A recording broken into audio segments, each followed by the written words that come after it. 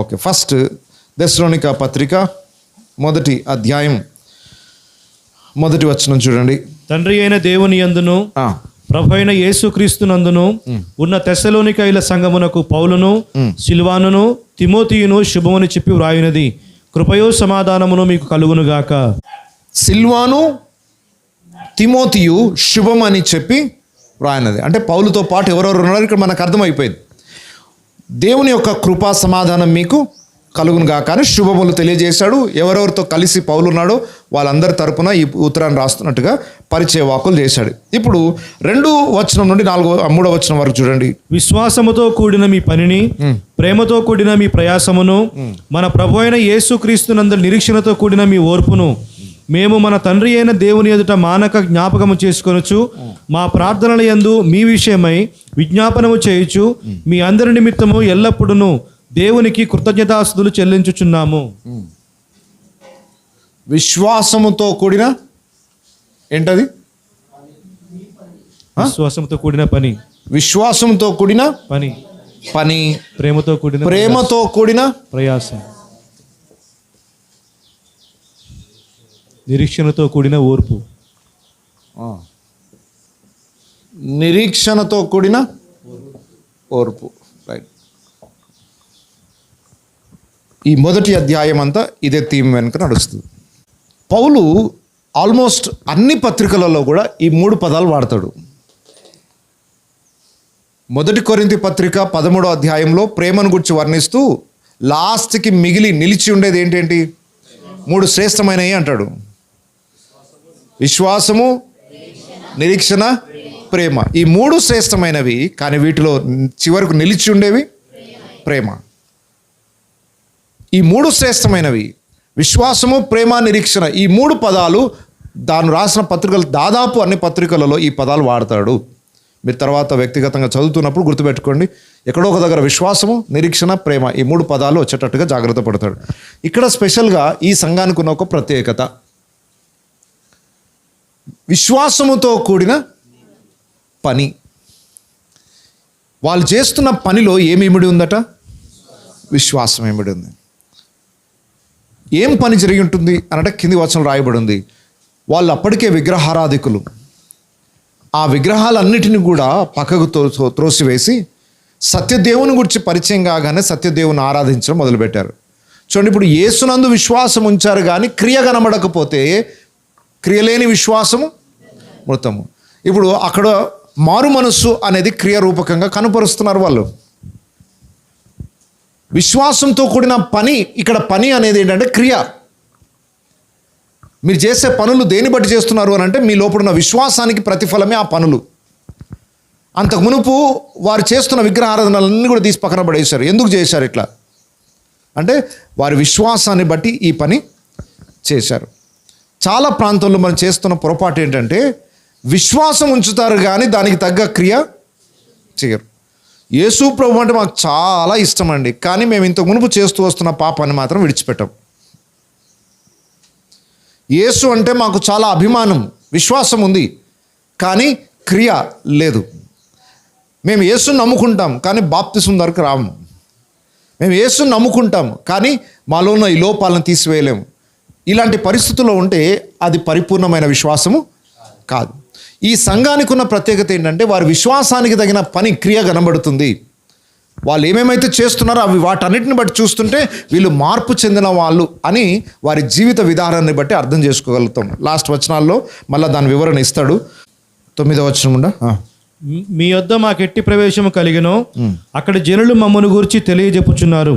మరియు మీరు విగ్రహములను విడిచిపెట్టి జీవము గలవాడును సత్యవంతుడు నాకు దేవునికి దాసులగుటకును దేవుడు మృతులలో నుండి లేపిన యేసు అనగా రాబో ఉగ్రత నుండి మనలను తప్పించుచున్న ఆయన కుమారుడైన యేసు పరలోకము నుండి వచ్చునని ఎదురు చూచుటకును మీరెలాగో దేవుని వైపునకు తిరిగితురో ఆ సంగతి వారే తెలియజేయుచున్నారు. సేమ్ ఆ ఒక్క వచనమే ఈ 3 ఎక్స్ప్లెనేషన్. విశ్వాసముతో కూడిన పని అంటే ఏం చేశారు వాళ్ళు? విగ్రహాలన్నిటి తీసి పడేశారు. 2వ పాయింట్ ఏంటి? ఇక్కడ ఫస్ట్ ఈ 2వ పాయింట్ ప్రేమతో కూడిన ప్రయాసం. అంటే దేవుని సువార్త పరిచర్యలో వారు చాలా బలంగా వాడబడుతున్నారట. దేన్ని బట్టి? ఆ పరిచర్య అంతా బలవంతంగా చేయట్లేదు. దేవుని యొక్క ప్రేమ చేత ఆ పనిని వారు నిర్వహిస్తున్నారు. అంటే దేవుని దాసులుగా దేవుని పరిచర్యలో పాలిభాగస్తులు అవుతున్నారు. వారు నేర్చుకున్నది నేర్చుకున్నట్టుగా అనేక ప్రజలకు దాన్ని బోధిస్తూ క్రీస్తు యొక్క వాక్యము అనేక ప్రాంతాలకు వ్యాపింపజేశారట వాళ్ళు. ఇలా చేయడానికి ఏం కారణమైంది? ఆ ప్రేమతో కూడిన ప్రయాస. ఎంత డబ్బులు వస్తాయని చేశారు? ఎవరి మెప్పు కోసం చేశారు? ఎవరి బలవంతం కోసం చేశారు? లేదు, క్రీస్తు ప్రేమ మమ్మల్ని బలవంతము చేసెను. పౌలు అంటాడు ఒక మాట. ఇంతగా ఎలా చేయగలిగారు సార్? మీరు అసలే చిన్న సంఘం, కొత్త సంఘము, ఏం తెలుసని మీకు? కానీ మిగతా సంఘాలతో పోల్చుకుంటే చాలా అద్భుతమైన సేవ చేశారు. దేన్ని బట్టి చేయగలిగారంటే ఆ ప్రేమను బట్టి ప్రయాసపడ్డారు. ఏం ప్రయాసపడ్డారు? ఇప్పుడు మళ్ళీ 10వ వచనం చూడండి. మరియు మీరు విగ్రహములను విడిచిపెట్టి, ఫస్ట్ పాయింట్. సెకండ్, జీవము గలవాడును సత్యవంతుడు నాకు దేవునికి దాసులగుటకును. ఏమయ్యారు వీళ్ళు? దేవునికి దాసులయ్యారు. అంటే దేవుని పరిచర్యకు దాసులయ్యారు వీళ్ళు. దేవుని పని చేసేవాళ్ళు. దాసులు అంటే దాసులు చేసే పని ఏంటి? యజమాని ఏం చెప్తే అది చేయాలి. మీరు యేసే నమ్ముకోవడమే కాదు, ఆయన పని చేయు దాసులైపోయారు మీరు. ప్రేమతో కూడిన ప్రయాసం కనబడుతుంది వారి లోపల. దేవుని పరిచర్యలో అందరూ పాలిభాగస్తులు అవుతున్నారు. ఎవరో ఒక్కరో ఇద్దరు గారు. ఒకసారి ఆలోచించండి, 21 రోజులలో అక్కడ ఎవరు పాస్టరు, ఎవరు లీడరు, ఎవరు సీనియరు, ఏం తెలుసు వాళ్ళకి? ఎవరి నాయకత్వం ఉంది? ఏం తెలియదు వారికి. కానీ ఆ సంఘంలో ప్రతి ఒక్కడు దేవుని పని చేయడం మొదలుపెట్టాడు. ఇంకా వేరే ఎవరు లేరు వాళ్ళకి. ఉన్న ప్రతి ఒక్కరు పరిచర్యలో పాలిభాగస్తులయ్యారు. 3వది, దేవుడు మృతుల నుండి లేపిన యేసు, అనగా రాబో ఉగ్రత నుండి మనల్ని తప్పించుచున్న ఆయన కుమారుడైన యేసు పరలోకము నుండి వచ్చునని ఎదురు చూచుటకును మీరెలాగో దేవుని వైపును తిరిగితిరో ఆ సంగతి వారే తెలియజేస్తున్నారు. ఇక్కడ ఏం కనబడుతుంది మీకు? నిరీక్షణతో కూడిన ఓర్పు. ఇక్కడ చాలా శ్రమలు ఎదుర్కోవాలన్నారండి వాళ్ళు. పౌలు పారిపోయాడు, కానీ దెస్సలోనికలో రక్షింపబడిన ఆ కొద్ది సంఘము చాలా శ్రమల పాలైందట. ఎంతోమంది హతసాక్షులు కూడా అయ్యారట. అయినా వాళ్ళు ఎందుకు ఓర్చుకుంటున్నారట? ఇన్ని శ్రమలైనా 21 రోజుల్లోనే రక్షింపబడిన వాళ్ళు మరణంకి కూడా వెనకడుగు వేయకుండా నిలబడ్డారంటే ఎంత స్ట్రాంగ్ ఫెయిత్ ఉండదో వాళ్ళది ఒకసారి ఊహించండి. ఏళ్ల తరబడి క్రైస్తవ 4 తరాల నుండి వచ్చిన క్రైస్తవ కుటుంబాలు కూడా ఒక చిన్న శ్రమ రాగానే వేసే వదిలేసి వెళ్ళిపోతున్నారు. ఎంత బలంగా పునాదులు వాళ్ళ లోపల పడితే మరణమును కూడా మరణాన్ని ఎదుర్కోవడానికి కూడా శ్రమలను ఓర్చుకునే అంత స్థాయికి ఎదిగారు వాళ్ళు. ఈ ఓర్పు ఎక్కడి నుండి వచ్చింది? దేన్ని బట్టి వచ్చింది? వాళ్ళకు ఒక నిరీక్షణ ఉంది. యేసయ్య వస్తాడు, మమ్మల్ని విడిపిస్తాడు, మమ్మల్ని నిత్య జీవానికి తీసుకెళ్ళిపోతాడు. యేసయ్య కొరకు ఎదురు చూచడమే వాళ్ళకు ఓర్పును కలగజేసిందట. ఇంకొస్తాడు. ఈ కొద్ది ఈ శ్రమలు ఎన్ని రోజులు? ఇంకో 4 రోజులు అయితే ఈ శ్రమలు అయిపోతాయి.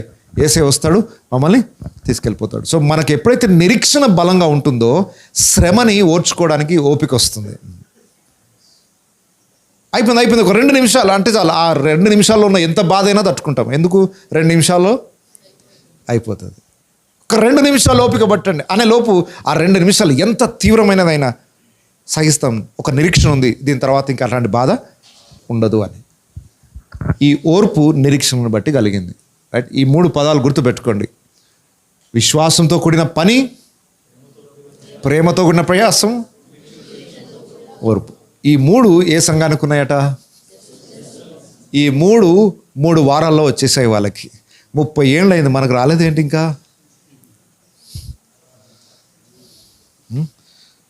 మనం బోధిస్తున్న సంఘాలకు తర్వాత సంగతి మనకు వచ్చాయా అడుగుతున్నా నేను.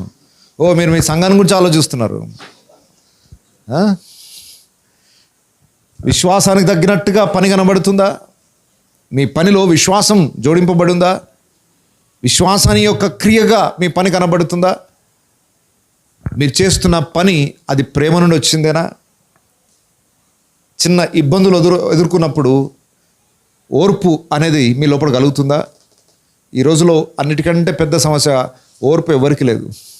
చిన్న బాధను తట్టుకునే అంత పరిస్థితి కూడా ఈరోజు ఎవరికి లేదు. మరి మరణము పొందినంతగా పొందే శ్రమలు వస్తాయి రేపు. ఎట్లా తట్టుకుంటారో మరి. ఒకరొక మాట అంటేనే తట్టుకోలేక వెళ్ళి ఆత్మహత్యలు చేసుకునే వాళ్ళు ఉన్నారు. అంత డెలికేట్ ఉంటే రేపు అవమానాలు, నిందలు, హింసలు ఎప్పుడు ఎలా భరిస్తారండి? ఈ ఓర్పు ఎక్కడి నుండి వస్తుంది? మీకు చిన్న చిన్న సమస్యలకే ఓర్చుకునే శక్తి లేదు ఈరోజు. రేపు ప్రాణాలు పోగొట్టుకునే అంత పరిస్థితి వస్తుంది. అది రావాలంటే ఏం రావాలి వీళ్ళకు? ఇవి కొంతకాలమే. యేసే వస్తాడు, నన్ను నిత్యత్వానికి తీసుకుని వెళ్ళిపోతాడు. సో ఈ 3 లక్షణాలు మనకు ఉండాలి, మన నడిపిస్తున్న సంఘాలకు ఉండాలి. నాకు బాగా నచ్చింది ఏంటంటే 3 వీక్స్లో ఇవన్నీ ఎట్లా నేర్పించాడు పౌలు. అంటే ఒక్క క్షణం కూడా వృధా చేయలేదు వాళ్ళకి. వినడానికి వాళ్ళ ఆసక్తితో ఉన్నారు, చెప్పడానికి పౌలు గారు కూడా ఉన్నారు. మరి 3 వీక్స్ పొద్దుటి నుండి రాత్రి వరకు చెప్పాడంటే నేను అట్లా అనుకోవట్లేదు. ఎందుకంటే వాళ్ళకి పనులు ఉంటాయి. కొత్తగా వచ్చినోడు 3 వారాలు ఏ పని పాట వదిలేసుకొని రమ్మంటే వస్తారా? రోజుకో గంటనో, వారానికి ఒక 2 గంటలో, మరి ఎట్లా చేశాడో మనకు తెలియదు.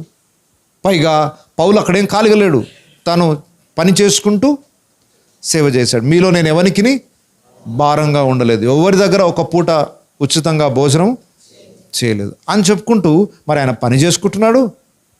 యాసోనుకేం భారం కలుగ చేయలేదు. పనికి సమయం ఎక్కడి నుండి వచ్చింది, ప్రయాణాలకు సమయం ఎక్కడి నుండి వచ్చింది, వారికి ఎక్కడ క్లాసులు తీసుకున్నాడు, ఆ కొద్ది సమయంలోనే ఇన్ని బోధలు ఎలా చేశాడు, ఆ బోధకే వాళ్ళు ఇంత స్ట్రాంగ్ ఎలా అయ్యారు, మరణము పొందడానికి కూడా రెడీ అయిపోయినంత స్థాయికి వాళ్ళు ఎలా ఎదిగారు. ఈ పరిచర్య మనం పౌలు దగ్గర నేర్చుకోకపోతే ఎన్ని సంవత్సరాలు చేసామన్నది కాదు, చేసిన కొద్ది రోజులైనా స్టాండర్డ్ మినిస్ట్రీ చేయాలట. మేము సీనియర్స్ అని ఈరోజు చెప్పుకోవచ్చు పాస్టర్లు. మాకు సీనియారిటీ 30 ఏళ్ళ నుండి సేవ చేస్తున్నాం, మాకు చెప్తారా మీరు? సార్ 30 ఏళ్ళ నుండి చేస్తున్నాం అనేది కాదు మాకు. ఏం సాధించావు? నీ సీనియారిటీ దేనికి ఉపయోగపడింది?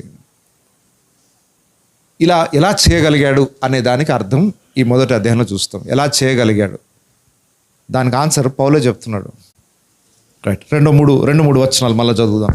విశ్వాసముతో కూడిన మీ పనిని, ప్రేమతో కూడిన మీ ప్రయాసమును, మన ప్రభు అయిన యేసుక్రీస్తునందలి నిరీక్షణతో కూడిన మీ ఓర్పును మేము మన తండ్రి అయిన దేవుని ఎదుట మానక జ్ఞాపకము చేసుకొనుచు మా ప్రార్థనల యందు మీ విషయమై విజ్ఞాపనము చేయుచు మీ అందరి నిమిత్తము ఎల్లప్పుడూ దేవునికి కృతజ్ఞతాస్తుతులు చెల్లించుచున్నాము. ఒకసారి ఆగండి. సహజంగా సంఘాలలో ఎప్పుడు చూసినా లోపాలే ఉంటాయి. ఏ సంఘంలో చూసినా లోపాలే ఉంటాయి. చాలా అరుదుగా పౌలు ఒక సంఘం యొక్క మంచితనాన్ని గురించి చెప్పి కృతజ్ఞతలు చెప్పడం, అభినందించడం అనేది కనబడుతుంది. ఒకసారి ఆలోచించండి. పౌలు ఈ చిన్న కొత్త సంఘము, అప్పుడే పుట్టిన శిశువు, ఆ సంఘమును గురించి దేవునికి కృతజ్ఞతాస్తుతులు చెల్లించగలుగుతున్నాడంటే ఆ సంఘంలో ఏదో శ్రేష్టమైన చూశాడు పౌలు. వారిని గురించి కృతజ్ఞతాస్తుతులు చెల్లిస్తున్నాడట. ఇక్కడే కాదు, 2వ అధ్యాయం 13వ వచనంలో కూడా చూడండి. ఆ హేతు చేతను మీరు దేవుని గురించిన వర్తమాన వాక్యము మా వలన అంగీకరించినప్పుడు మనుష్యుల వాక్యమని ఎంచక అది నిజముగా ఉన్నట్టు దేవుని వాక్యమని దానిని అంగీకరించితిరి గనుక మేమును మానక దేవునికి కృతజ్ఞతాస్తుతులు చెల్లించుచున్నాము. రైట్. దేవునికి వారిని బట్టి ఏం చేయాల్సి వస్తుందట? కొంతమందిని గురించి ఏడ్చుకుంటూ ప్రార్థన చేశాడు పౌలు, కానీ కొంతమందిని గురించి కృతజ్ఞతాస్తుతులు చెల్లించాడట. ఈరోజు మన సంఘమును గురించి మనం ఏం చేయాల్సిన పరిస్థితి వస్తుంది. దేవా, ఈ సంఘ బిడ్డలను బట్టి నీకు వందనాలయ్యా, ఎంత ఆసక్తి వారికి. ఈ వాక్యము మనుషుల మాటలని కాక దేవుని వాక్యమని ఎంచి మీరు అంగీకరించారు అని ఈరోజు మన సంఘాల గురించి మనం చెప్పగలమా? పౌలు ఈ దెస్సలోనిక సంఘాన్ని గురించి దేవునికి కృతజ్ఞతాస్తుతులు చెల్లిస్తున్నాడు. ఇక చూద్దాం ఆయన ఎలాంటి పరిచర్య అక్కడ జరిగిందో. 4వ వచనం చూడండి. ఏలయనగా దేవుని వలన ప్రేమింపబడిన సహోదరులారా, మీరు ఏర్పరచబడిన సంగతి అనగా మా సువార్త మాటతో మాత్రము గాక శక్తితోనూ పరిశుద్ధాత్మతోనూ సంపూర్ణ నిశ్చయతతోనూ మీ యొద్దకు వచ్చి ఉన్న సంగతి మాకు తెలియను. మీ నిమిత్తము మేము మీ ఎడల ఎట్టివారమై ఉంటిమో మీ ఎరుగుదురు.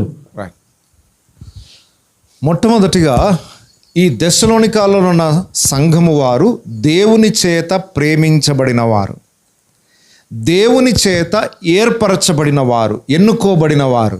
రక్షింపబడిన ప్రతి వ్యక్తి కూడా దేవుని చేత ప్రేమించబడిన వాడు. రెండవది ఏర్పరచబడిన వాడు.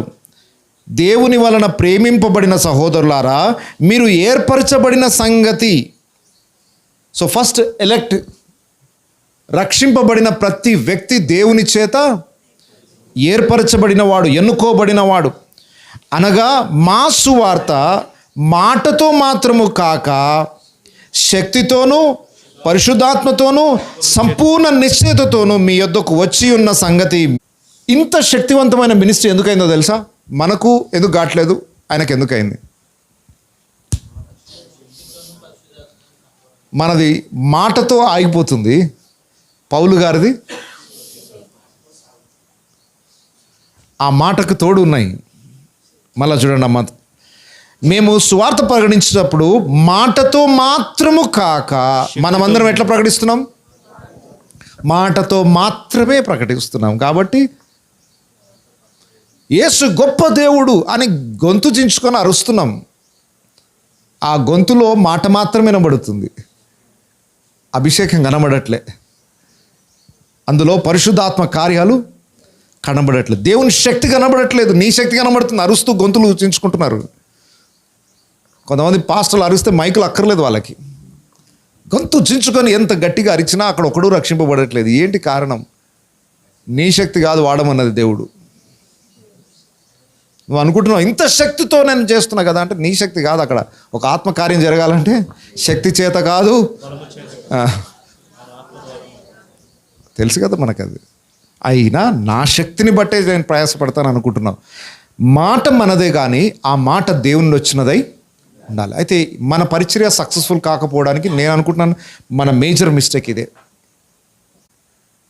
ఇంత శక్తివంతంగా గొంతు చించుకొని యేసే గొప్ప దేవుడు, యేసు తప్ప వేరొక నామం లేదు, ఆ నామముననే రక్షణ, ఆయన చచ్చిన వారిని లేవనెత్తువాడు, పాటలు గట్టిగా వాయించేస్తున్నాం.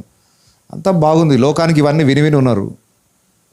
మాటలు నడుస్తున్నాయి, ఏం నడవట్లేదు మనకు. అందుకొరకే పరిచర్య ఫలభరితంగా లేదు. కానీ పౌలు అలా చేయలేదట. మా సువార్త మాటతో కాక ఎక్స్ట్రా క్వాలిఫికేషన్స్ ఉన్నాయి. ఏంటవి? శక్తితోను పరిశుద్ధాత్మతో. ఈ రెండు మనకు లేవు కాబట్టి మన పరిచర్యలు 30 ఏళ్ళు చేసినా ఫలించట్లేదు. మాటలతో కాలాన్ని గడిపేస్తున్నాం. యేసే గొప్ప దేవుడు అంటున్నావు, ఆ గొప్ప దేవుని మహిమను చూపించలేని పరిస్థితి. ఆదిమ అపోస్తలు అట్లా చేయలేదు. వాళ్ళ పరిచర్య స్టార్టింగే దేవుని బలమైన కార్యాలతో స్టార్ట్ అయింది. దేవుని వాక్యం వెనువెంట వచ్చు సూచన క్రియల చేత ఆ వాక్యము, అరే వీళ్ళు ఏం చెప్తున్నారో దాని తగ్గట్టు ప్రభావం కనబడుతుంది ఇక్కడ. బాబు నీ ఎక్స్పీరియన్స్ కాదు కావాల్సింది, ఒక్క నెలైనా సేవ చేయి సావక మునుపు. కానీ ఆ ఒక్క నెల మాటతో మాత్రమే కాక శక్తితోనూ పరిశుద్ధాత్మతోనూ నువ్వు పరిచర్య చేస్తే నువ్వు 21 రోజులు చేయి చాలు. కాబట్టి ఈ రోజు నుండి దయచేసి మనం అందరం కూడా దేవుని శక్తిని పొందుకోవడానికి సమయము కేటాయించాలి. సరే, ఆదిమ సంఘం ఎలా పొందుకుంది? మరి మెథడ్ ఏంటి? పరిశుద్ధాత్మ మీ మీదికి వచ్చే వరకు మీరు ఏం చేయాలి? వేచి ఉండండి. ఇక పరుగులు తీయకండి, ఇటు అటు పరుగులు కాదు. మేడగదికి వెళ్ళి ఆయన వారిని అభిషేకించేంత వరకు ఇంకా ఏం పని పెట్టుకోలేదు వాళ్ళు. సో ఈ రోజుల్లో మనం చేయాల్సిన పరిచర్య అదే అనుకుంటున్నాను నేను. ఇంకా అన్ని పని పాటలు పక్కన పెట్టేసి ఏదో ఆరాటము, పనులు, పరుగులెత్తులు, ఎప్పుడు చూసినా బిజీ లైఫ్ మాది. ప్రభావం లేకుండా ఎంతకాలం బిజీ పరిచర్య చేస్తే ఏం ప్రయోజనం? ప్రభావంతో 21 రోజులు చేసినా చాలు, ప్రభావం లేకుండా 21 సంవత్సరం చేసినా వేస్ట్. కాబట్టి ఇప్పుడు ప్రభావం లేని మినిస్ట్రీ అవుతుంది కాబట్టి ఇంతమంది ఇన్ని వాదించడానికి కారణమవుతుంది. ఒక్కసారి ఊహించండి, ఒక పుట్టుకతో కుంటివాడు లేచి నడుస్తున్నాడు అనేది లోకానికి అర్థమైతే యూట్యూబ్లో డిబేట్ పెట్టి స్వస్థతలు ఉన్నాయని ప్రూవ్ చేయాల్సిన అవసరం ఉందా? మీకు తెలుసు అపోస్తుల కార్యంలో వాడు స్వస్థత పొందలేదు అందామా? ఛాన్సే లేదు. ఈ కార్యం జరగలేదని అందామా? అనడానికి ఛాన్సే లేదు. మరి ఇప్పుడు జరుగుతున్న అద్భుతాలు అనొచ్చు మీరు. ఏదైనా ఒక్కటన్నా తీసుకొని ఇది అసాధ్యమైనది కదా, ఎలా సాధ్యమైంది అని ఆశ్చర్యపోయే కలుగజేసి ఏమన్నా కనబడ్డాయా? ఇది మా వల్ల కాదు అని డాక్టర్ చేతులు ఎత్తేసినప్పుడు ఇది దేవుని వలన జరిగిన కార్యమని దేవుని సన్నిధికి వచ్చి జరిగిన కార్యాలు ఒకప్పుడు జరిగినాయి. సంఘంలో ఇట్లా కూర్చొని పాటలు పాడుతుండగానే రోగులు స్వస్థత పొందడం, బంధకాలను వారు విడుదల పొందడం. ఈరోజు ఆ ప్రభావం లేదు. కాబట్టి ఈ ప్రభావం లేకుండా మనం ఇంకొక 50 ఏళ్ళు సేవ చేసినా దానివల్ల ఉపయోగం ఏమీ లేదు. కాబట్టి ఇప్పుడు అత్యవసరంగా మనకు కావాల్సింది ఏంటంటే మీరు పొందుకున్న వాటిలో అభిషేకం ఉన్నదా అంటాడు ఒక ఆయన. ఎవరన్నారు? చదివారా పుస్తకం? ఉజ్జీవం ఎందుకు ఆలస్యం అవుతుంది పుస్తకం చదివారా? దాంట్లో ఫస్ట్ చాప్టరే, దాని టైటిల్ ఏంటి? మరి అది మర్చిపోయారు. నేను అడుగుతుంటే ఎవరో చెప్పారు కదా అన్నట్టు ఆలోచిస్తున్నారు. అంటే ఆయన చెప్పేది అదే. మీరు ఏదేదో చేస్తున్నారు కానీ ఫస్ట్ మీకు అభిషేకం పొందుకున్నారా? దేవుని శక్తి పొందుకున్నారా? ఈ పరిచర్య వాక్చాతుర్యంతో చేయొద్దు. పౌలు అంటాడు, మేము వాక్చాతుర్యంతో మీ మధ్య సువార్తను ప్రకటించలేదు, వాక్చాతుర్యంతో చేసేస్తున్నాం. ఈరోజు ప్రజల్ని మాయమాటలు చెప్పేసి ఏదో కన్విన్స్ చేసేయచ్చు, కానీ అది నిలిచి ఉండదు. వారిని మరణం వరకు నమ్మకంగా నిలబెట్టాలంటే దేవుని ప్రభావాన్ని రుచి చూడాలి వాళ్ళు. మన మాటల్లో కూడా అభిషేకం కనబడాలి, మన పరిచర్యలో అభిషేకం కనబడాలి. సో ఇప్పుడు అభిషేకం కోల్పోయిన కాలంలో ఉన్నాం కాబట్టి దీని గురించి ఈరోజు అందరం పశ్చాత్తాపడాలి, దేవుని దగ్గర వేడుకోవాలి. ఆ ప్రభావం పొందుకుంటే నేను అంటున్నాను, మీరు ఏమి ఎక్కువ ఏళ్ళు సేవ చేయాల్సిన అవసరం లేదు. కరెక్ట్ తిప్పి కూడా ఒక 5 సంవత్సరాలు సేవ చేస్తే చాలు మన అందరం. భూమి తలక్రిందులు అయిపోతుంది. ఎందుకనంటే దేవుని అభిషేకానికి ఆ ప్రభావం ఉంది. 1000 మంది చేయాల్సిన అవసరం లేదు. ఒక్కడు ఆత్మాభిషేకం పొందుకున్నాడు, ఒక్కడు నిలబడితే చాలు. 1000 మంది చేసే సేవ కన్నా అద్భుతమైన సేవ చేయొచ్చు. సో ఒక విధంగా కోత విస్తారంగా ఉంది, మనుషులు తక్కువగా ఉన్నారు. ఈ తక్కువ మనుషులతో కూడా ఎక్కువ పని చేయించుకోవచ్చు. ఎప్పుడు కోతకి పని వాళ్ళు చాలామంది ఉన్నా పని చేయడానికి కావాల్సిన సామర్థ్యం లేదు, అభిషేకం లేదనుకోండి, ఏం లాభం? కూలి వేస్ట్. 1000 మందిని తెచ్చుకున్నావు, ఒక్కడికి కోత కోయడం రాదు. పనులను పెట్టుకున్నావు, ఒక్కడికి మిషన్ నడపడం రాదు, ఒక్కడికి కోత కోయడం రాదు. ఇప్పుడు మనుషులు వాళ్ళ కష్టాడితంలో 2 దశమ భాగమును వారి కానుకలు ఇస్తున్నారు, ఇదంతా వేస్ట్ అవుతున్నట్టే కదా. పని చేయని వాడు ఇప్పుడు జీతం పుచ్చుకుంటున్నట్టే కదా మనం అందరం. మీరు అనొచ్చు, మేము చేస్తున్నాం కదా సార్ పని, మీ పనిలో మీకు తృప్తి ఉందా? నాకైతే లేదు. చేస్తున్న పనిలో 100% తృప్తి లేదు. ఎందుకంటే చేయవలసినంతగా ఇంకా చేయట్లేదు. మెప్పు పొందుకునే అంత స్థాయికి ఇంకా ఎదగలేదు. మరి ఎప్పుడు ఎదుగుతాం? చూస్తుంటేనే వయసు పైబడిపోతుంది, దగ్గర పడిపోతున్నాం. ఇన్నేళ్ళు సేవ చేసామని సీనియారిటీ చెప్పుకోవడానికి మాత్రం పనికొస్తుంది, ఇంకా దేనికి పనికిరాదు. ఫలము, దేవుని అభిషేకం ద్వారా వచ్చే ఫలము అపోస్తలుడైన పౌలు యొక్క పరిచర్యలోని మనం నేర్చుకోవచ్చు. మా సువార్త మాటతో మాత్రము కాక శక్తితోనూ పరిశుద్ధాత్మతోనూ సంపూర్ణ నిశ్చయతతోనూ మీ యొద్దకు వచ్చి ఉన్న సంగతి ఓకే మాకు తెలియను. మీ నిమిత్తము మేము మీ ఎడల ఎట్టివారమై ఉంటిమో మీరెరుగుదురు. ఓకే, 2 సైడ్స్ తెలుసు అన్నమాట. ఇప్పుడు మేమేం చేస్తున్నామో మీకు తెలుసు, మా ద్వారా దేవుడు చేస్తున్న కార్యం ఏంటో కూడా మీకు తెలుసు, మాకు తెలుసు. ఈరోజు ఆ సంఘము దేవుని ప్రభావాన్ని గుర్తించగలిగింది. పౌలు ఎలాంటి సేవ చేస్తున్నాడో ఆయన గుర్తించాడు. ఈరోజు మనందరికీ ఏం గుర్తింపు వస్తుంది? మరి మనం చేసే సేవలో మనకు అర్థమవుతుంది ఏంటంటే ప్రభావం లేదు. సేవ పొందుతున్న మనుషులకు కూడా అర్థమైపోతుంది. ఒకప్పటిలాగా కాదు, ఇప్పుడు విశ్వాసులు చాలా తెలివి మీరిపోయారు. 4 చోట్ల తిరిగేసి వస్తున్నారు, అందరినీ కంపేర్ చేస్తున్నారు, యూట్యూబ్లో 4 వీడియోలు వింటున్నారు, వాళ్ళే తెలివి మీరిపోతున్నారు. ఇప్పుడు మాటల్లో వస్తే మనతో పోటీపడి వాళ్ళే ముందుంటారు. మాట ఉంది, దానికి ప్రభావం కావాలా, దానికి శక్తి కావాలి. పరిశుద్ధాత్మ తోడు కాకపోతే మా ప్రయాసం వృధా అయిపోతుంది. సో ఈరోజు నుండి ఆ ప్రార్థన చేయండి. ఆ శక్తిని పొందుకొని చిన్న పరిచర్య చేసినా పర్వాలేదు, ఒక్కడికి స్వార్థ చెప్పినా పర్వాలేదు. ఆ ఒక్కడు దేవుని అభిషేకాన్ని గుర్తించగలగాలి. ఇది దేవుని వాక్కు అని అతడు గుర్తించాలంటే అది మన మాటగా రావద్దు, అది దేవుని అభిషేకంలో నుండి వస్తే అది ఖచ్చితంగా మనుషుల జీవితాల్లో కార్యం చేస్తుంది. సో పరిచర్య ఎలా చేయాలి అనేది పౌలు దగ్గర నుండి నేర్చుకుందాం. ఎన్ని సంవత్సరాలు చేసామనేది కాదు, ఎంత షార్ట్ టర్మ్ చేసినా ప్రభావం ఎఫెక్టివ్గా ఉండాలి. నేను ఇంతకుముందు యోనా గురించి అదే చెప్పాను. యోనాకున్న స్పెషాలిటీ ఏంటి? వాక్చాతుర్యం కాదు, టాలెంట్ షో కాదు, అభిషేకం అంతే. ప్రవక్తగా ఆయన అభిషేకంతో ఒక్క మాట చెప్పాడంతే. ఇంకా 40 దినములకు ఈ పట్టణము, ఆ ఒక్క స్టేట్మెంట్కి పట్టణం పశ్చాత్తాపడి మారు మనసు పొందింది. ఆ మాటకి ఏం వాల్యూ ఉంది అంటే అది దేవుడు చెప్పిన మాట, దేవుని చేత పంపబడిన వ్యక్తి, దేవుని చిత్తం నెరవేర్చబడుతున్నప్పుడు నీ మాట కాదు, అక్కడ ఆ ప్రభావం ఉంటుంది చూసారా దాంట్లో, అది మనుషుల జీవితాలను బాగు చేస్తుంది. ఎంతటి మూర్ఖులైన శిక్షకి పాత్రులైన నినవే ప్రజలు యోనా ఒక్క మాటతో మారు మనసు పొందారు.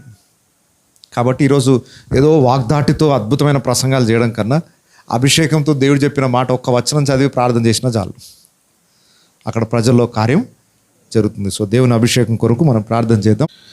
ఓకే, 1 దెస్సలోనిక పత్రిక 1వ అధ్యాయము మరలా 5వ వచనాల్లో చివరి భాగాన్ని చదువుకుందాం. శక్తితోనూ పరిశుద్ధాత్మతోనూ సంపూర్ణ నిశ్చయతతోనూ మీ యొద్దకు వచ్చిన సంగతి మాకు తెలియను. మీ నిమిత్తము మేము మీ ఎడల ఎట్టివారమై ఉంటిమో మీరెరుగుదురు. ఈ పదాన్ని ఒక్కసారి ఆలోచన చేయండి. సింపుల్గా మేము మీ మధ్యలోకి వచ్చినప్పుడు మీకోసం మేము ఎలా జీవించామో మీకు తెలుసు కదా. పౌలు ఏ ఉద్దేశంతో వారి మధ్యలోనికి వచ్చాడు, వారి నుండి ఏం ఆశించి వచ్చాడు, ఏ పని చేయడానికి వచ్చాడు, వాళ్ళ నుండి ఏం ఆశించాడు, లేదా వాళ్ళని ఏ స్థాయిలో చూడాలనుకున్నాడు, వాళ్ళ క్యారెక్టర్ అంతా వాళ్ళ ముందు కనుపరిచారు కదా. మేము ఎట్టివారమై ఉంటిమో మీకు తెలుసు కదా అంటున్నాడు. చూడండి, ప్రతి సేవకుడు ఇది గుర్తుపెట్టుకోండి, మనం ఎక్కడైతే సేవ చేస్తున్నామో మనం చెప్పే మాటల కన్నా మన జీవితము చాలా ప్రాముఖ్యమైంది. మనం ఎట్టివారమై ఉన్నాము అనేది ప్రజలకు అర్థమవుతుంది. మీరు చెప్పకపోయినా అర్థమవుతుంది. మీరు ఏ ఇంటెన్షన్స్ తోటి ఆ ప్రాంతానికి వచ్చారు, ఏం ఆశిస్తున్నారు వాళ్ళ దగ్గర నుండి, మీ హృదయ భారం ఏంటి, మీ పిలుపు ఏంటి, మీరు ఏమై ఉన్నారో విశ్వాసులు చాలా బాగా పసిగట్టగలుగుతారు మనుషులు. పౌలు చాలా ధైర్యంగా చెప్పగలుగుతున్నాడు, మేము ఎట్టివారమై ఉంటేమో మీకు తెలుసు బాగా, మీ నిమిత్తం మేము ఎంత ప్రయాసపడ్డామో మీకు తెలుసు. ఆ 3 వారాల్లో ఏం తెలుస్తుందండి ఒక మనిషి గురించి? 3 వారాల్లో తెలిసిపోయింది అంటున్నాడు పౌలు. అంటే వాళ్ళతో ఎంత సన్నిహితంగా ఉంటే ఆ మాట అనగలగాలి. అంత పెద్ద పట్టణములో ఆయన మనుషులతో ఎంత సన్నిహితంగా ఉంటే ఆయన హృదయం ఏంటి, ఆయన క్యారెక్టర్ ఏంటి వాళ్ళకి ఎలా అర్థమై ఉంటుంది. అంటే పౌలు వారితో సన్నిహితంగా జీవిస్తే తప్ప ఈ మాట పలకలేడు. ఈ రోజుల్లో పరిస్థితి ఎట్లా అయిపోయిందనంటే జస్ట్ మాటలు వింటే చాలు అనుకుంటున్నారు. ఒక బోధకుని యొక్క వీడియో వింటే చాలు అనుకుంటున్నారు. ఆ క్యారెక్టర్ ఏంటో తెలుసుకోవాల్సిన అవసరం లేదనుకుంటున్నారు. మొన్న ఎవరో చెప్తుంటే విన్నాను, చాలా బాగా అనిపించింది ఆ పాయింట్. యోహాను సువార్త 1వ అధ్యాయం 37వ వచనం నుండి. అతడు చెప్పిన మాట ఆ 2 శిష్యులు విని యేసును వెంబడించిరి. యేసు వెనుకకు తిరిగి వారు తన్ను వెంబడించుట చూచి మీరేమి వెతుకుచున్నారని వారిని అడగగా వారు, రబ్బీ, నీవు ఎక్కడ కాపురం ఉన్నావని ఆయనను అడిగిరి. ఆగండి, యేసు ప్రభు వెనుక వస్తున్నారు, మీరేం వెతుకుతున్నారు అనేసరికి, అయ్యా నువ్వు ఎక్కడ ఉంటావు, నీ అడ్రస్ ఏంటి అని. యేసుతో పాటు వాళ్ళు ఉండడానికి ఇష్టపడ్డారు. అర్థమైపోయింది. యేసు ప్రభు వచ్చి చూడుడి అన్నాడు. ఈరోజు ఎంతమంది పాస్టర్స్ వచ్చి చూడుడి అనగలిగే స్టేజ్లో ఉన్నారు? మీ గురించి డీటెయిల్స్ అడిగితే మీ ఈమెయిల్ ఐడి ఇస్తారు, ఫోన్ నెంబర్ ఇస్తారేమో, మీ యూట్యూబ్ ఛానల్ ఐడి ఇస్తారేమో, అవి చూసుకో చాలు. ఇక్కడ స్క్రీన్ మీద, ఇక్కడ స్టేజ్ మీద కనబడిన జీవితం వారి వెంట వచ్చి చూసినప్పుడు అర్థమవుతుంది అదే జీవితం. యూట్యూబ్ వీడియోస్ ఇవ్వడానికి ఇష్టపడుతున్నారు కానీ వారి వెంట వచ్చి వారి జీవితాన్ని చూడడానికి అనుమతి ఎవరివ్వరు ఇప్పుడు. ఎందుకంటే ప్రైవేట్ లైఫ్ సపరేట్ ఉంది, పబ్లిక్ లైఫ్ సపరేట్ ఉంది. యేసు ప్రభు అలా చేయలేదు పరిచర్య. నన్ను ఎవరో మీరు తెలుసుకోవాలనుకుంటున్నారు కదా, ఆ మాట ఈ మాట విని రావడం కాదు. ఫాలో మీ, నేను ఎక్కడ ఉంటానో వాళ్ళు వచ్చారు, యేసుతో పాటు ఆయనతో పాటు ఉన్నారు, ఆయనతో పడుకున్నారు. అప్పుడు అర్థమైంది వారికి యేసు ఎవరు. ఒక సేవకుని గురించి ప్రజలకు అర్థం కావాలంటే ఒక సేవకుడు ఒక స్క్రీన్ మీద వేసి ఒక ప్రసంగం చేస్తే అర్థం కాడు, ప్రసంగం అర్థమవుతుంది. బెనిఫిట్ జరగదు అనట్లేదు, ఒక ప్రసంగము కార్యం చేస్తుంది, వాక్యానికి ఆ శక్తి ఉంది కాబట్టి పనిచేస్తుంది. కానీ ఒక విశ్వాసి సంపూర్ణుడు కాలేడు. ఎప్పుడు సంపూర్ణుడు అవుతాడు? సేవకుడిని బాగా ఎరిగితేనే సంపూర్ణుడు కాగలుగుతాడు. మీకు అర్థమైంది అనుకుంటున్నాను.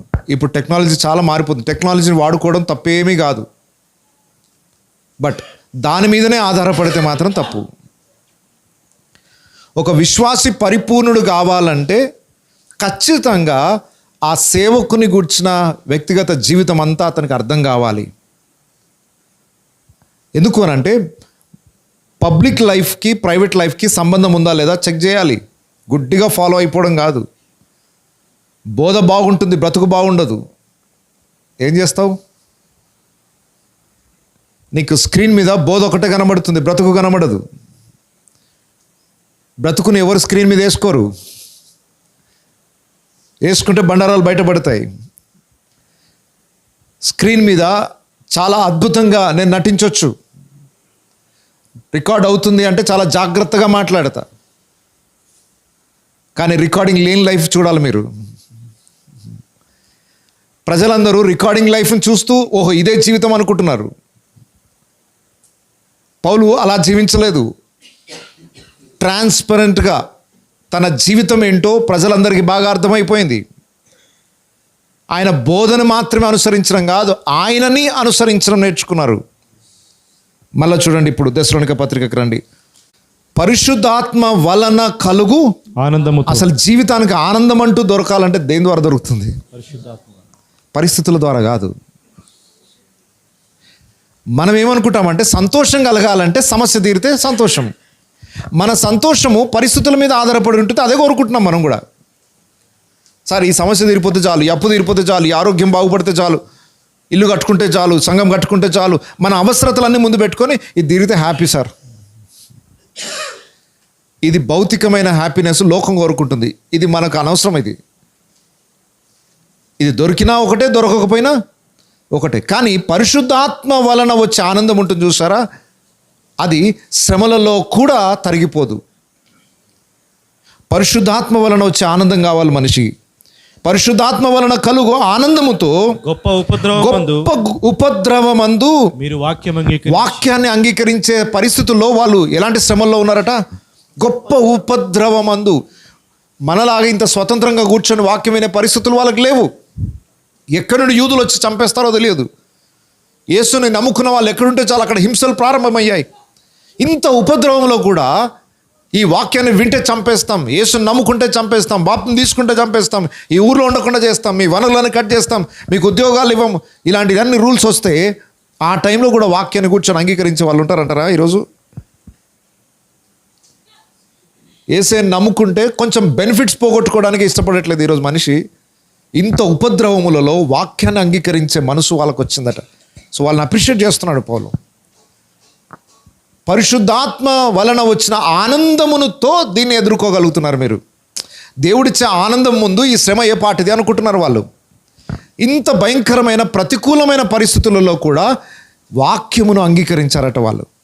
అంటే వాక్యాన్ని వినడానికి కానీ వాక్యాన్ని అంగీకరించడం కానీ పరిస్థితుల ప్రభావం ఏమీ వారి మీద పడలేదు. ఇంత భయంకరమైన ఉపద్రవం ప్రతికూలమైన పరిస్థితులలో కూడా వాక్యానికి ఆ సంఘం వాళ్ళు చాలా ప్రాముఖ్యతనిచ్చారు. ఇప్పుడు వీరు బెరయా సంఘాన్ని గురించి చెప్పుకుంటూ ఏమన్నాడు? దెస్సలోనిక వారి కంటే, అంటే అర్థం ఏంటి? దెస్సలోనిక వాళ్ళు గనులు కాదని అర్థమా? వీళ్ళు వేస్ట్ అని అర్థమా? కాదు. ఇప్పటి వరకు చూసిన దాంట్లో ఎవరు గనులు? దెస్సలోనిక వాళ్ళు గనులు కాబట్టి వాళ్ళతో కంపేర్ చేయాల్సి వచ్చింది.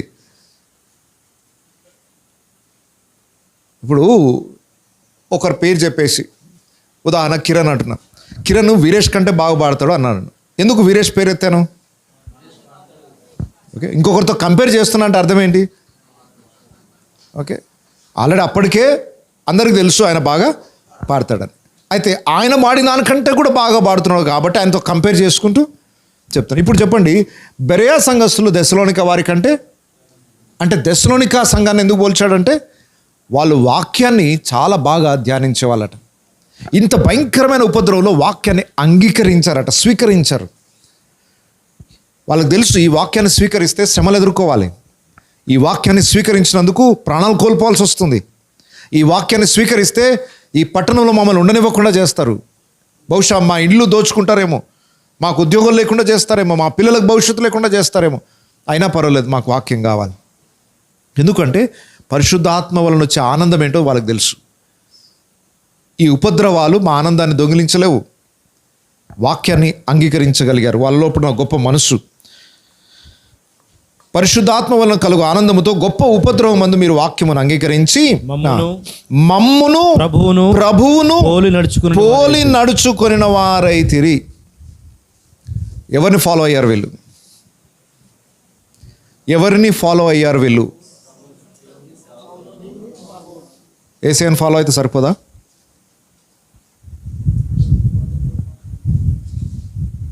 యేసయ్యను ఫాలో అయితే సరిపోదా? ఎందుకు స్పెషల్గా పౌలు ఆ మాట మెన్షన్ చేయాల్సి వచ్చింది? ఎవరిని ఫాలో అయ్యారు వాళ్ళు? ప్రభువుని, మమ్మును. ఇద్దరిని ఎలా ఫాలో కాగలుగుతారండి? అంటే ఒకే డైరెక్షన్లో వాళ్ళు వెళ్తున్నారు కాబట్టి ఫాలో కావడం ఈజీ అయింది వాళ్ళకి. ఇప్పుడు పాస్టర్స్ మీరు అనొచ్చు, మా విశ్వాసులు మమ్మల్ని ఫాలో కావట్లేదు సార్, మమ్మల్ని ఫాలో కావట్లేదని.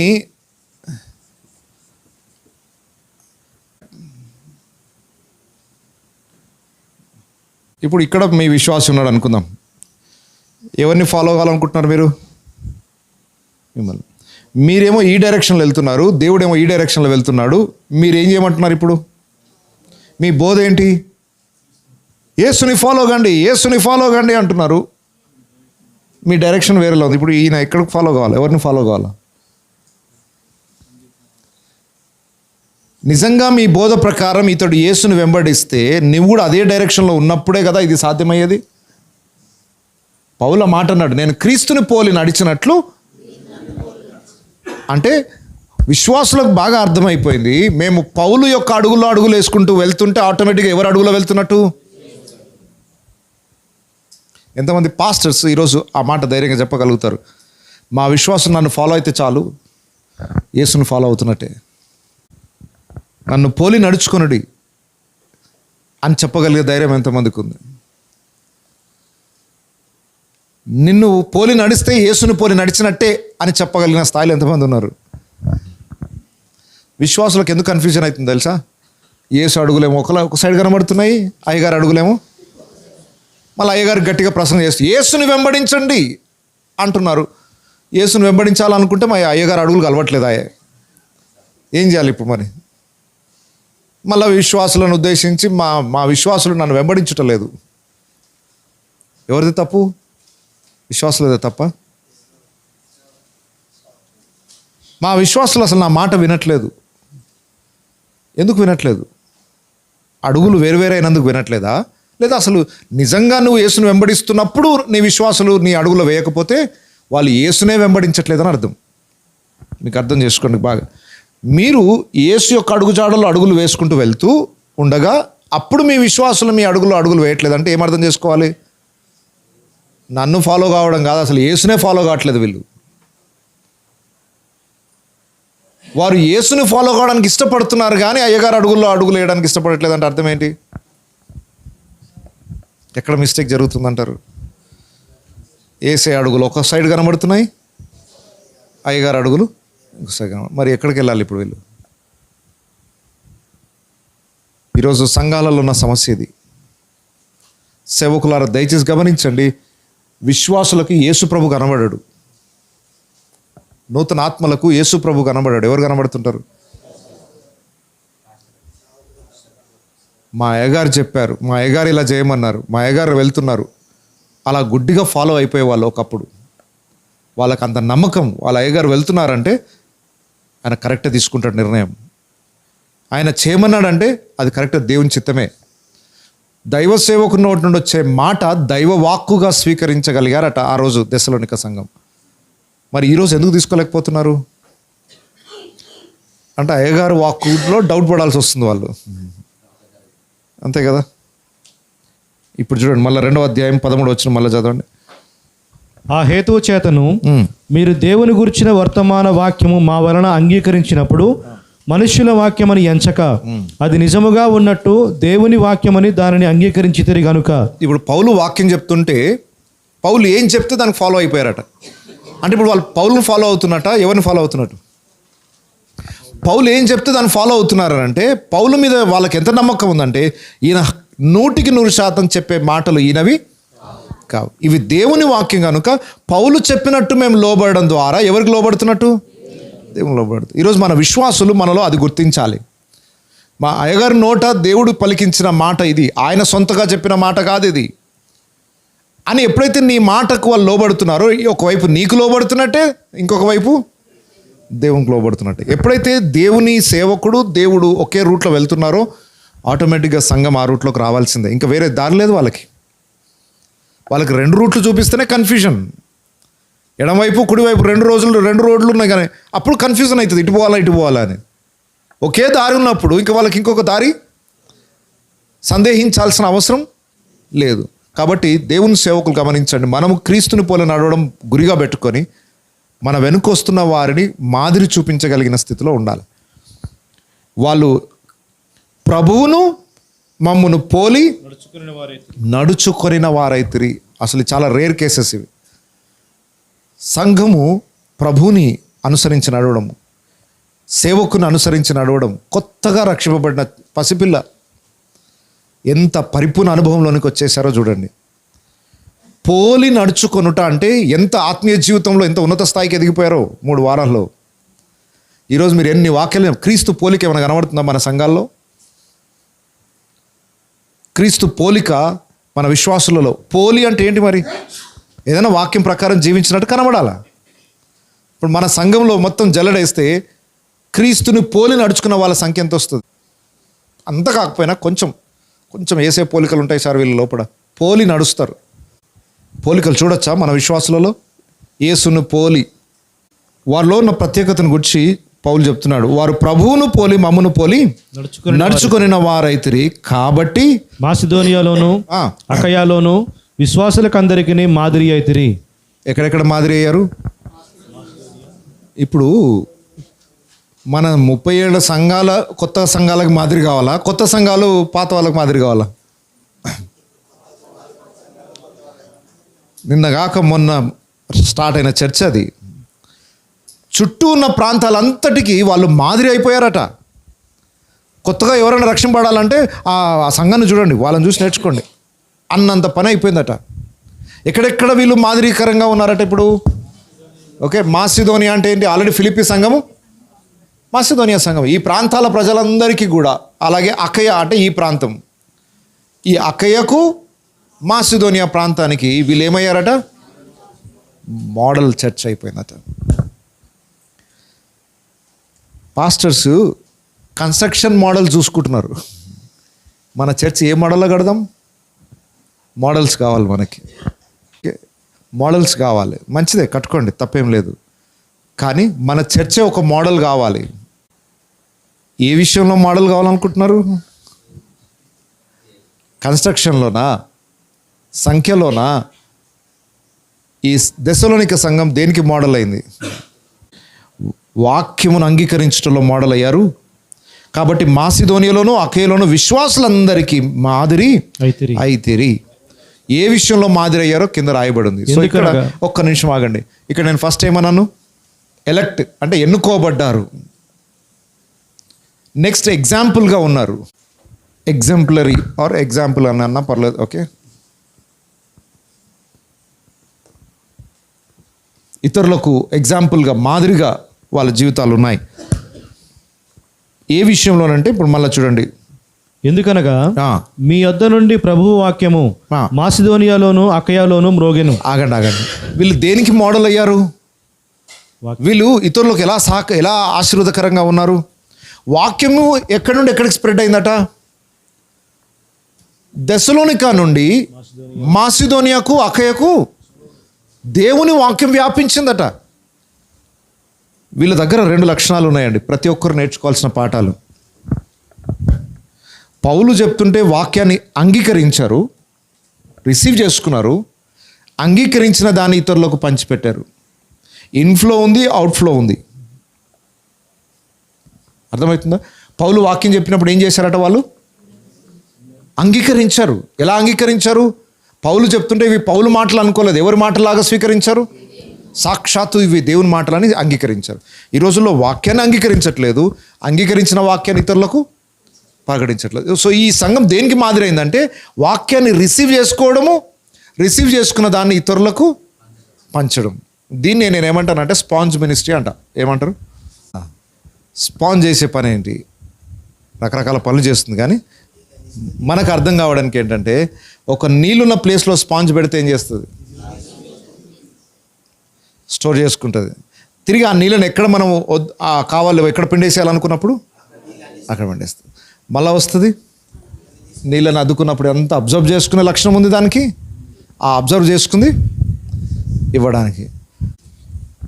దెసలోనిక మినిస్ట్రీ అది.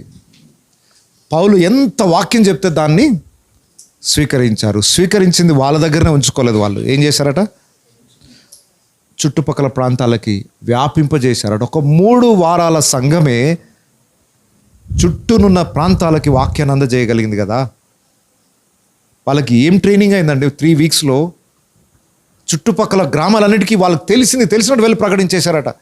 ఈరోజు పాస్టర్లే ప్రకటించట్లేదు. ఇక మరి విశ్వాసుల పరిస్థితి ఏంటి? చుట్టూ ఉన్న ప్రజలకి వాక్యం ఇంకా అందలేదట. నిన్న ఒక ఆంటీ చెప్తుంది, ఆమె రిటైర్డ్ అయిపోయింది. వాళ్ళ ఆఫీస్లో కొత్తగా ఒక ఆమె రక్షింపబడ్డది, ఒక అటెండర్ రక్షింపబడిందట. ఆమె ఎప్పుడో 40 ఏళ్ళ నుండి పరిచయం అట ఈమెకి. ఆమె ఆఫీస్లోనే అటెండర్ లాగా పనిచేస్తుంది. ఈ మధ్య కాలంలోనే ఆమె ప్రభువు నమ్ముకుందట. నమ్ముకోవడమే చాలా స్ట్రాంగ్ విశ్వాసం అయిపోయింది. మొన్న రిటైర్మెంట్ అయిపోతున్నప్పుడు ఆమె దగ్గరకు వచ్చి చెప్పిందట, అమ్మా నువ్వు ఎంత పెద్ద తప్పు పని చేసినావు అమ్మా అన్నదంట. ఏం చేసినానమ్మా, నేనేం చేసిన తప్పు పని అంటే 40 ఏళ్ళ నుండి నేను నీ ఆఫీస్లోనే ఇక్కడ పనిచేస్తున్నా కదా, ఒక్కసారి కూడా యేసు ప్రభు గురించి ఎందుకు చెప్పలేదమ్మా నువ్వు అన్నదట. పర్వాలేదమ్మా ఇప్పటికైనా తెలుసుకున్నావు కదా సంతోషం అన్నదట. మరి ఏం చేస్తాం మరి కదా, పర్లేదమ్మా తెలుసుకున్నావు కదా ఇప్పటికైనా సంతోషమే కదా, దేవుని తెలుసుకున్నావు కదా అని అంటే ఆమె ఒక మాట అన్నదట, అమ్మా నేను ఇప్పుడు తెలుసుకున్న సంతోషమే కానీ నేను ఇప్పుడు తెలుసుకునే లోపే నా 3 పిల్లలకి అన్యజనుల వివాహం చేసేసాను. వాళ్ళు అన్ని కుటుంబాలుగా ఉన్నారు ఇప్పుడు. నేను ఆ రోజే నువ్వు చెప్తే నేను ఆ రోజే రక్షింపడితే ఈరోజు నా పిల్లలందరూ రక్షింపడే వాళ్ళు మంచి క్రైస్తవ కుటుంబాలుగా ఉండేవాళ్ళు కదా, ఎంత తప్పు అని చేసినావు అమ్మా అన్నదట. ఆమె ఏం సేవకురాలు కాదు, ఒక విశ్వాసి. ఒక విశ్వాసిని ఇంకొక వ్యక్తి, కొత్తగా రక్షింపబడిన వ్యక్తి నిలదీసి అంటుంది, ఆ రోజు నాకు ఎందుకు చెప్పలేదు నువ్వు అని. ఇప్పుడు చెప్పండి, ఇక పాస్టర్లను పట్టుకొని ఒక్కొక్కరు ఏం అడగాలి రేపు. ఈ ఎగ్జాంపుల్ చెప్పుకుంటూ మనం మాట్లాడుకుంటుంటే ఇంకొక ఆలోచన వచ్చింది ఏంటంటే, నరకములో ఎక్కువగా పాస్టర్ల పేర్లు వినబడుతుంటాయట.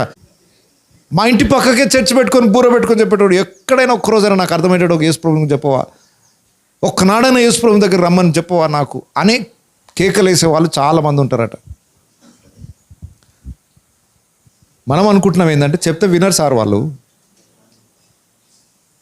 ఆమె అన్నదంట, ఏమో నువ్వు ఆ రోజు చెప్తే వింటావో లేదో అనుకొని చెప్పలేదు అన్న. నువ్వు చెప్తే కదా తెలిసేది నేను వింటానో లేదో. నువ్వు చెప్పకుండా నేను వింటానో లేదో నీకు ఎట్లా తెలిసింది? నువ్వు చెప్తే నేను వినేదాన్నో కాదు అప్పుడు అర్థమయ్యేది కదా.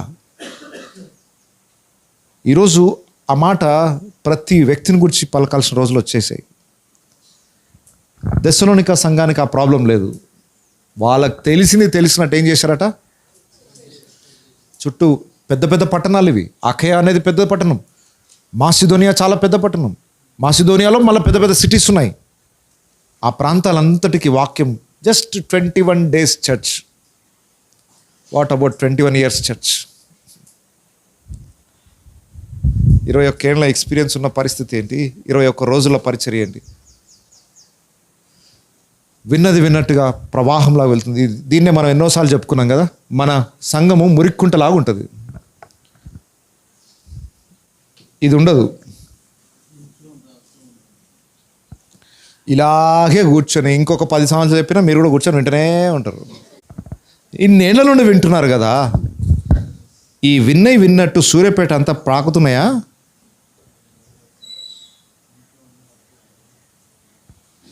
మీ పక్కూరు కన్నా పాకుతుందా? పక్కూరు కొద్దులండి, పక్కింటి కన్నా పాకుతుందా? 14-15 ఏళ్ళ నుండి కూర్చొని తింటూనే ఉన్నారు కదా. మళ్ళీ గుర్తు చేయాలి ఇప్పుడు మీకు. ఎడ్లను మేపుతారు ఎందుకు? ఒకరోజు దాని మీద కాడి పెట్టాలి. 14 ఏళ్ళ నుండి మేపుతున్నాము, ఏం చేయాలి వాటి మీద?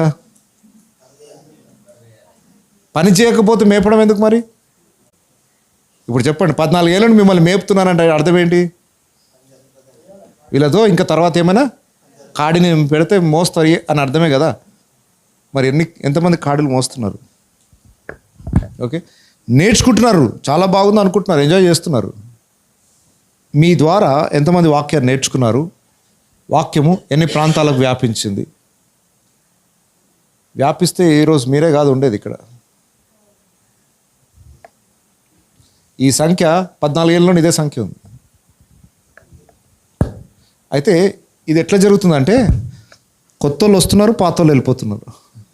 ఈ ఫ్లో ఇట్లా జరుగుతుంది.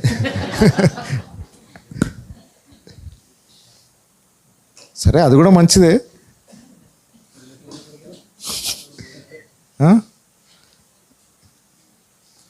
కానీ అలా కాదు ఇప్పుడు మనం కోరుకున్నది. వాక్యం ఇంటేక్ బయట ఓవర్ఫ్లో అవుట్ఫ్లో కావాలి, కానీ మనుషులతో ఈ ప్రాబ్లం జరిగిపోతుంది. దయచేసి మీ నుండి ఏం ఎక్స్పెక్ట్ చేస్తున్నాడు దేవుడు? మీరు నేర్చుకున్నది నేర్చుకోండి. 21 రోజు నేర్చుకున్న సబ్జెక్ట్నే వాళ్ళు లోకమంతటికి ప్రకటిస్తున్నారు. 21 టాపిక్స్ చెప్పాను కదా మీకు. అది చాలు లోకాన్ని మీరు ప్రకటించుకుంటూ వెళ్ళిపోతే జీవితకాలం అయిపోతుంది దానికి. అది కూడా తెలియని వాళ్ళు ఉన్నారు మీ చుట్టూ. మీరు నేర్చుకున్నవి ఇంకా చాలామందికి తెలియదు. మీరు అనుకుంటారు అందరికి అన్నీ తెలిసిపోయినాయని. మీకు నేర్చుకున్నట్టు వెళ్ళి మీరు ప్రకటించి చూడండి, మీ పరిచయం ఎంత అభివృద్ధి చెందుతుందో. 21 డేస్లో వాళ్ళు విన్నవే వెళ్ళిపోయి ప్రకటించారంటే 14 సంవత్సరాలను వింటున్న విషయాలు మీరు ఎన్ని ప్రకటించడానికి ఉన్నాయి. వింటూ ఉన్నారు, దీంతో తృప్తి లేదు. ఇక్కడ నుండి ఎక్కడ దాకా వెళ్ళింది వాక్యం? మీ ద్వారా ఎంతమంది దీవించబడ్డారు? ఈ వాక్యం ఎంతమంది వరకు సత్యం అందజేయగలిగారు? ఈ ఫ్లో లేకపోతే ఇది మురికి కుంటనే అయిపోతుంది కదా. ఈ మురికి కుంటలోనికి ఎంత మంచి వాటర్ వచ్చినా ప్రయోజనం ఏంటి? ఇక్కడ ఆపాలా వద్దా అనేది దేన్ని బట్టి డిసైడ్ చేయబడుతుంది? ఎంత వచ్చినా ఇక్కడ మురికి కుంట తయారైతే మీరు ఆపొద్దు అంటున్నారు, ఇక్కడ నుండి వచ్చే నీళ్ళని వేస్ట్ అయిపోతున్నట్టే కదా. అర్థమైందా? ఇది ఆగొద్దు అని అంటే ఫస్ట్ ఇక్కడ ఉన్నదంతా వెళ్ళాలా. ప్రవహిస్తున్న నీళ్ళు తేటగా ఉంటాయి, మురికి ఉండదు అందులో. మరి మీరు నేర్చుకున్నవి చెప్పకపోతే ఆ పునాదులు లేకుండా ఎంతోమంది నశించిపోతుంటే మరి లెక్కప్ప చెప్పాల్సిన పరిస్థితి మనకుంది. ఈ సంఘాన్ని చూసి ఈరోజు మనం బుద్ధి తెచ్చుకోవాలి. ఈరోజు వాళ్ళు మనకు మాదిరిగా ఉన్నారు. అకయ మాసిదోనియా వాళ్ళకి మాదిరి కాదు. ఎవరికి మాదిరి ఉన్నారు ఈరోజు? మనకు మాదిరి. ఈరోజు మన సంఘాలు మన చుట్టూ ఉన్న సంఘాలకు కూడా మాదిరి కావాలట. కేవలం అన్యజనులకు మాత్రమే మాదిరి కాదు, మన సంఘము మన చుట్టూ ఉన్న సంఘాలకు ఏం కావాలట? పౌలు కంపేర్ చేస్తూ చెప్పేవాడు. అంటే పోటీ కాదు, వాళ్ళకంటే మేము గ్రేట్ అని పోటీన కాదు, కానీ మనం చూసి ఇంకొకరు నేర్చుకొని మోటివేట్ అయ్యేటట్టుగా ఉండాలట మన సంఘాలు. అరే ఆ పక్కన సంఘం చూడు, మొన్ననే స్టార్ట్ చేశారు, ఎంత ఆసక్తిగా ప్రార్థన చేస్తున్నారు, ఎంత ఆసక్తిగా దేవుని వాక్యం వింటున్నారు, విన్నది విన్నట్టుగా వెళ్ళి ప్రజలకు ఎలా ప్రకటిస్తున్నారు అని మన సంఘాన్ని గురించి పక్క సంఘం వాళ్ళు మోటివేట్ కావాలట. మన సంఘాన్ని చూస్తే ఇక శవాలను చూసినట్టే, మరి జీవమే కనబడట్లేదు, ఆరాటమే. అసలు మనం చూసుకుని ముక్కు మూసుకొని పోవాల్సి వచ్చిన పరిస్థితి వస్తుంది ఈరోజు కొన్ని సంఘాలను చూస్తే. నిన్ను చూస్తే మోటివేషన్ రావాలి, చచ్చిపోయినోడు లేచి రావాలి, బ్రతుకున్నోడు కూడా నిన్ను చూస్తే చచ్చిపోయినట్టు అయిపోయి డీల పడిపోయే పరిస్థితి వస్తుంది. జీవం లేని సంఘాలు అయిపోతున్నాయి. దశలోనిక సంఘం ఈరోజు మాదిరి. ఈ ప్రాంతాలలో నీ సంఘం మాదిరిగా ఉందా? ఏ విషయంలో మాదిరిగా ఉంది? వీళ్ళు ఒక అద్భుతమైన విషయంలో మాదిరిగా ఉన్నారు. విశ్వాసుల అందరికీ మాదిరి అయితిరి. ఎవరికి మాదిరి అయ్యారు? అబ్బా, అసలు మాసిదోనియాలంటే ఇంకే సంఘం ఉంది చెప్పండి? ఫిలిప్పీ సంఘం. ఓకే, ఫిలిప్పీ సంఘము ఈ ప్రాంతంలో ఉన్న సంఘానికి కూడా ఎవరు మాదిరి అయ్యారు? దేని విషయంలో మాదిరి అయ్యారు? వాక్యం ప్రకటించడంలో, వాక్యం స్ప్రెడ్ చేయడంలో. ఫిలిప్పీ సంఘము ఒక పనికి మాదిరి. ఏ పనికి మాదిరి? ఇచ్చుట విషయంలో వాళ్ళ మాదిరి, వాక్యం ప్రకటించుటలో. ఇంతకు మీ సంఘము దేనికి మాదిరి? ఆలోచించండి, దేనికి మనము స్పెషలైజేషన్? ఎందుకనగా మీ యొద్ద నుండి ప్రభు వాక్యము మాసిదోనియాలోను అకయలోను మ్రోగెను అంటే అర్థమేంటో తెలుసా? బూర పెట్టి ఊదినట్టు ఊదినారు. మామూలుగా ప్రకటించడం కాదు, బూర ఊదడం అని అంటే గొప్ప శబ్దముతో దూర ప్రాంతాన్ని వరకు వ్యాపింపజేసే పని చేశారనమాట. కడబూర మ్రోగెను. మ్రోగుట అనేది, బూర అనేది అసలు ఎందుకు వాడతాం? తక్కువ సౌండ్ని ఎక్కువ సౌండ్ చేసి ఎక్కువ దూరం పంపించే పనే బూర చేసేది. బూరను ఊదుతారు, మన పెదవులతో వచ్చే సౌండ్ అనే సౌండ్ బూర లోపలికి వెళ్ళి పెద్ద సౌండ్ అయి దూరం వ్యాపింపజేయడానికి బూర పనిచేస్తుంది. దాన్ని మ్రోగించుట అంటాం. ఇప్పుడు ఈ సంఘం ఏం చేస్తుందట? ఒక బూరలాగా పనిచేస్తుంది. పౌలు చెప్పిన చిన్న స్వరాన్ని తీసుకొని మనం ప్రార్థన చేస్తాం, దేవా నన్ను బూరలాగా వాడుకొని ఆయన. ఏంటి బూరలాగా వాడుకోవడం అంటే? దేవుడు నీకు ఇచ్చిన స్వరాన్ని నీ నోటి ద్వారా శబ్దము బలంగా వినబడి దూరము వ్యాపింపజేయాలి. మామూలుగా నేను మాట్లాడితే ఇక్కడి వరకే వినబడుతుంది, కానీ బూరలో చెప్తే ఊరంతటికి వినబడుతుంది. ఈ సంఘము ఒక బూరలాగా మ్రోగిందన్నమాట. కొంచెమైనా విన్నది విన్నట్టు ఎంత దూరము ఆ వాక్యాన్ని ప్రకటించగలిగితే అంత దూరం వ్యాపింపజేయగలిగారు.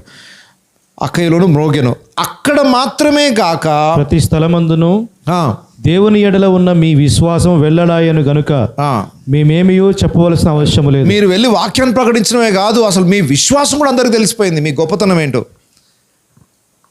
దేవుని వాక్యాన్ని ప్రకటించడమే కాదు, ఆ వాక్యం మీద మీకున్న విశ్వాసము కూడా వెల్లడి ఆయను. అందరికి అర్థమైపోయింది, అరే ఆ దెస్సలోనిక సంఘస్థుల భక్తి ఎంత గొప్పది, వాళ్ళ విశ్వాసం ఎంత బలది. ఎందుకో తెలుసా, ఇక్కడ భయంకరమైన శ్రమలు ఎదుర్కొంటున్నారు వాళ్ళు, అయినా దేవుని విడిచిపెట్టలేదు. వాళ్ళు ఎంత విశ్వాస వీరులో తెలుసా. ఒకప్పుడు చైనాలో ఉన్న కొద్దిమంది విశ్వాసం గురించి గొప్పగా చెప్పుకునేవాళ్ళు. బలురక్కసి చెట్లలో వల్లి పద్మ అనే పుస్తకం చదివారు ఎప్పుడైనా? చైనాలో ఉన్న హతసాక్షుల యొక్క జీవిత చరిత్రలు ఉన్నాయి అందులో. ఓకే, ఎప్పుడో 25 ఏళ్ల క్రితం ఎప్పుడో పుస్తకం వచ్చింది అది, బలురక్కసి చెట్లలో వల్లి పద్మం అని.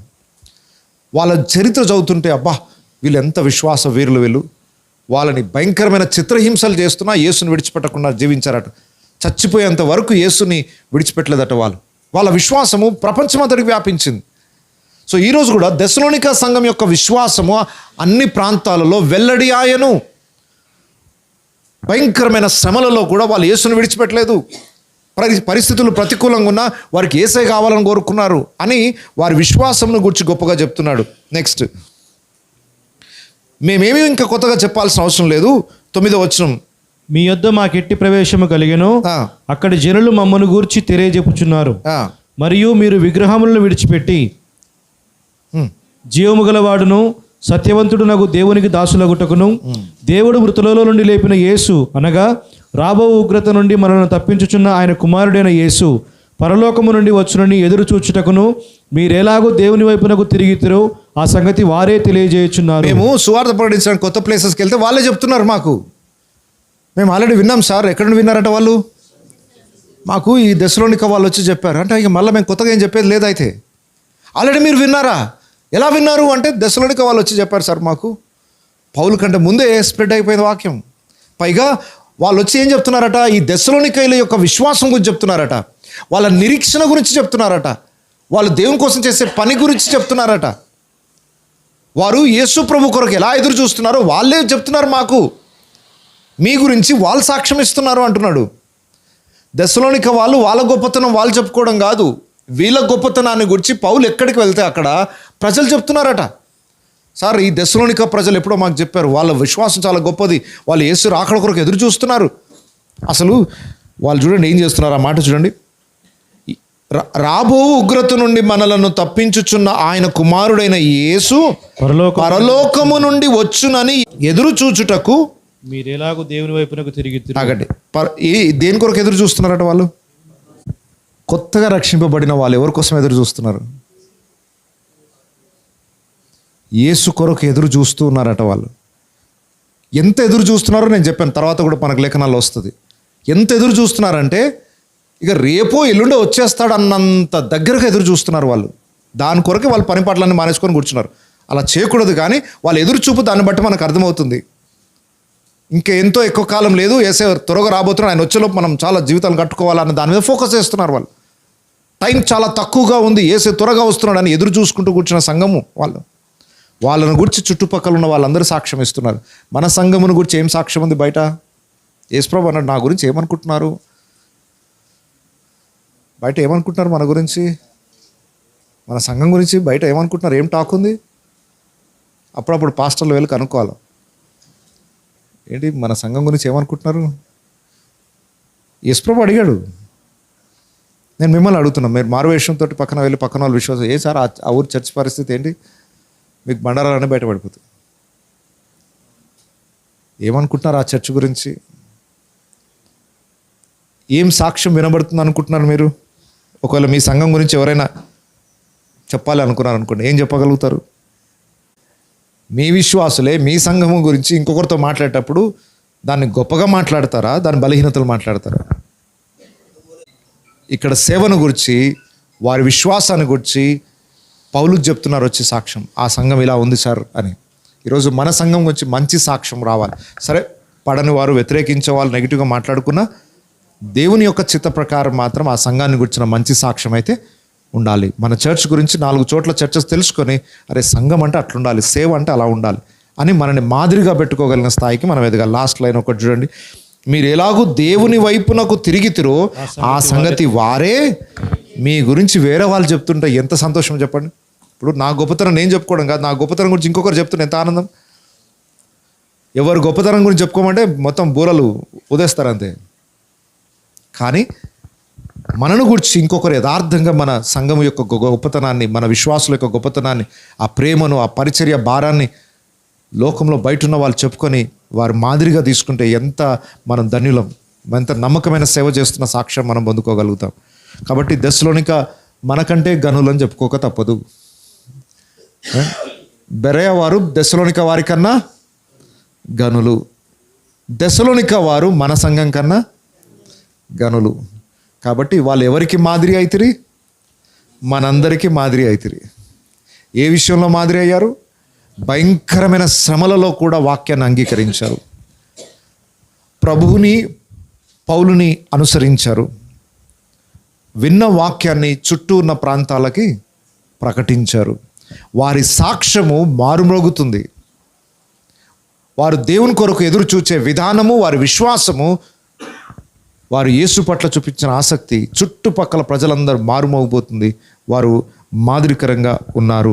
సో ఇక్కడ మీరు గమనిస్తే వారు ఎన్నుకోబడిన వారు, ఎగ్జాంపుల్గా మాదిరికరంగా ఉన్నారు, ఎంతూజియాస్టిక్గా ఉన్నారట. ఎంతూజియాస్టిక్ అంటే చాలా ఉత్సాహంగా దేవుని వాక్యాన్ని ప్రకటిస్తున్నారు. ఎంతూజియాస్టిక్. తర్వాత ఎక్స్పెక్టెంట్, ఎదురు చూచువారుగా ఉన్నారు.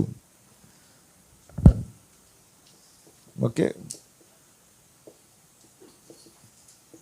ఎంతూజియాస్టిక్ ఇంకొకటి. Okay, right. They are elected, exemplary, enthusiastic and expectant. Yesu రాకడ కొరకు ఎదురు చూస్తున్నారు. సో ఈ 4 లక్షణాలు మన సంఘంలో ఉండేటట్టుగా జాగ్రత్త పడదాం. మనం ఎన్నుకోబడిన వాళ్ళం, మాదిరికరంగా ఉండాలి, దేవుని పని కొరకు ఎల్లప్పుడూ ఉత్సాహంగా ఉండాలి. మేము ఇప్పుడే రక్షపడ్డాం, మేమేం చేస్తామని కూర్చోలేదు వాళ్ళు, మాకేం తెలుసు అని కూర్చోలేదు. తెలిసిందల్లా వెళ్ళి చెప్పేశారు. దేవుని పని కొరకు ఆసక్తి కలిగిన వారు. ఎలాంటి పరిస్థితుల్లో ఆసక్తి ఉంది? యేసు అనే పేరెత్తితే చంపేసే రోజులు అవి. అలాంటి రోజులలోనే యేసుని ప్రకటించడానికి అంత ప్రయాసపడితే ఇంత ఫ్రీడమ్ ఉంది మనకు, ఇంకెంత చేయాలి మనం? ఇంకా నిజానికి సువార్తకు ఆటంకం పెద్ద రాలేదు మన భారతదేశం, చెప్పుకోదగినంత ఆటంకం. ఇప్పుడు ఈ మాత్రం ఫ్రీడంతో మనం దేవుని ఆరాధించుకోగలుగుతున్నాం అంటే ఇంకా శ్రమలు వచ్చేసినాయా? ఇంకా స్వతంత్రత ఉంది. ఇంత స్వతంత్రత ఉన్నప్పుడు మనం ఇంకెంత ఉత్సాహంగా దేవుని పరిచర్య చేయాలి. దేవుని రాకడ కొరకు ఎదురు చూడాలి. రాకడ కొరకు ఎదురు చూడడం అంటే ఏ పని పాటు చేయకుండా కూర్చోవడం అని కాదు. పౌలు ఆ లోపాన్ని సరిదిద్దాడు. ఆ పత్రికలో తర్వాత విషయాలు మనం నేర్చుకోబోతున్నాం.